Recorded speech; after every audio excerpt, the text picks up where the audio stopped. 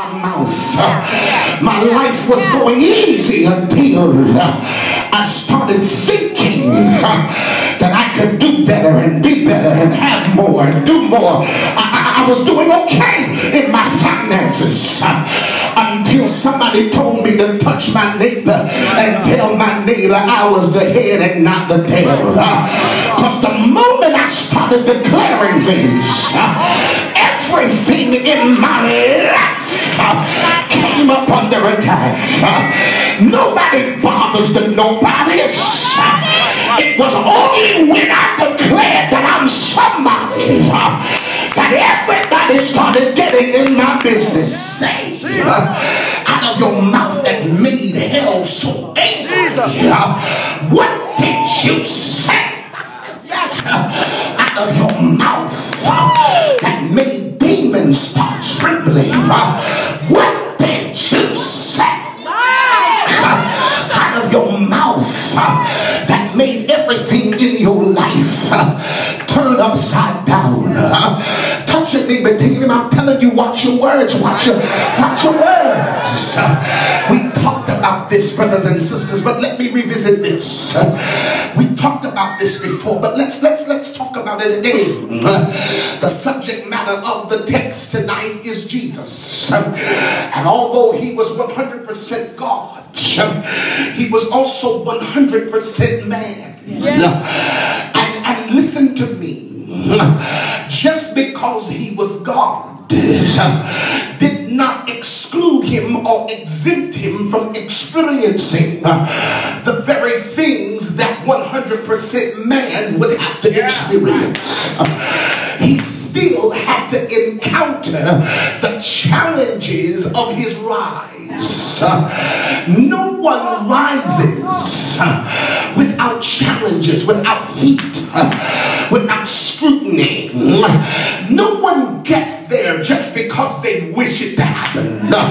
You don't just blink and things happen. You're going to have to endure through some things. Let me let y'all get out of here. Hallelujah. Nobody could, not even Jesus could blink, because what would make him effective was being effective amongst people.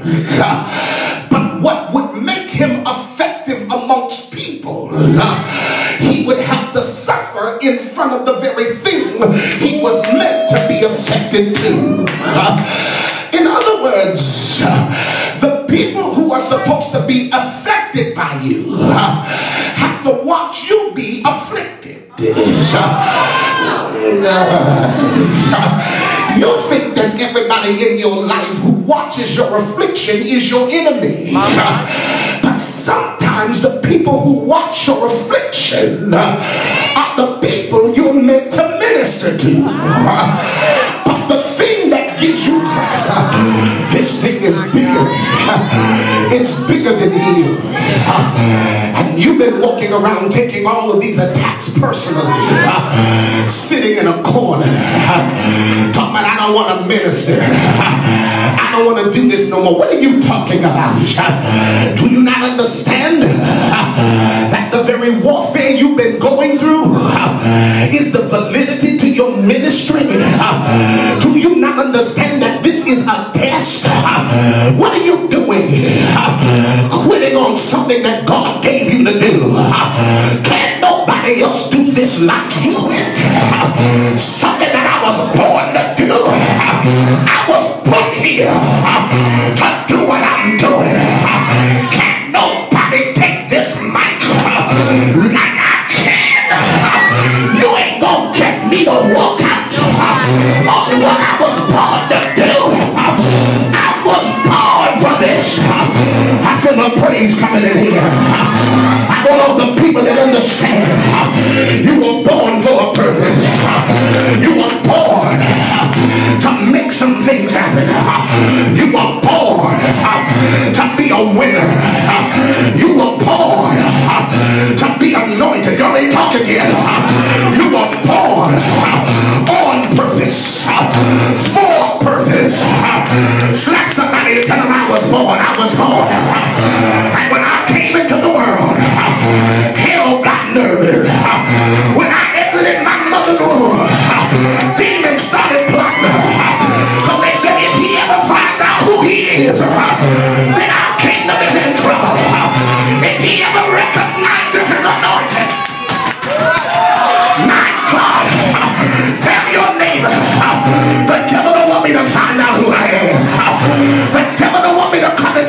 align me with my purpose. But everything I've been going through has been setting me up for the greatest season, for fulfillment and manifestation. I feel the Holy Ghost today. But nobody goes up without first going through. Jesus in the text, come on in. You hear about this, you get rejoicing when you hear him reading from the book of Isaiah. You start dancing when you hear him say that the Spirit of the Lord is upon me. You get excited about that. But what you don't pay attention to is the beginning of this particular chapter, where he has spent 40 days in the wilderness to be tempted of Satan. I've got 7 minutes, but I wonder if y'all really want me to preach. Good God Almighty, let me get out of here, Clay Johnson. To be tempted, you cannot tell me that Jesus was unaffected if the terminology that Luke the physician uses is he was tempted. To be tempted is to suggest that what was done against him affected him. Even God was affected. Good God Almighty. Even Jesus was affected by the tactics of Satan. He's in the wilderness being tempted. He's weak and he's worn out. And here comes Satan saying, you're hungry. Turn the rock into bread. But Jesus understood that if I bite the rock, it will break up my mouth. And if my mouth is broken, I can't speak properly. First thing the devil's trying to do is break up your mouth so that you cannot decree the word of the Lord. I don't have time to go through all of this, but please understand, Jesus had to have thought about it in order for the concept to become a temptation. He must have already been looking at the rock, trying to figure out a way. How can the rock become bread?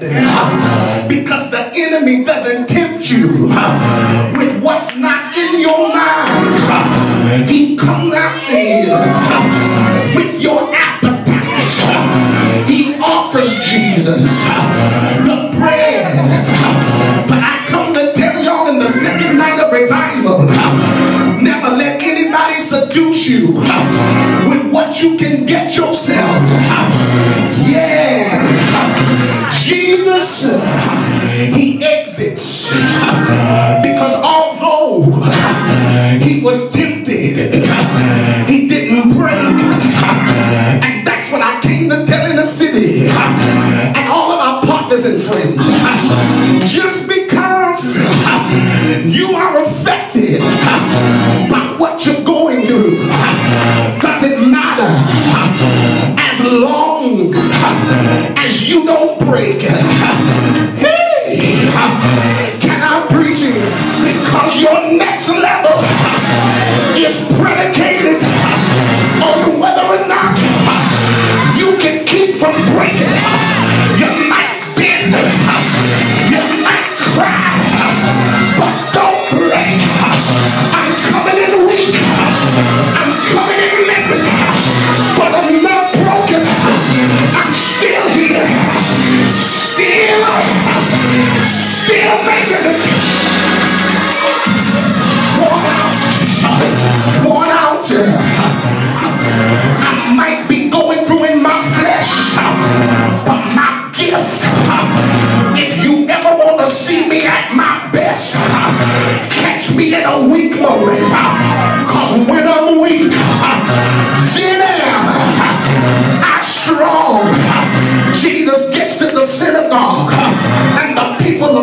at him. I know where he just came from. I know what he looks like.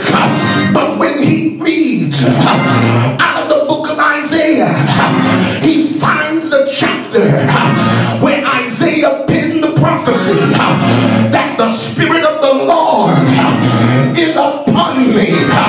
Jesus gives an explanation to the congregation as to why he's on fire when he should be somewhere crying. Promotion, and I'm ready. I got a new job, and I'm ready. Doors are open, and I'm ready. Hell is mad, and I'm ready. My enemies wanna see me crumble.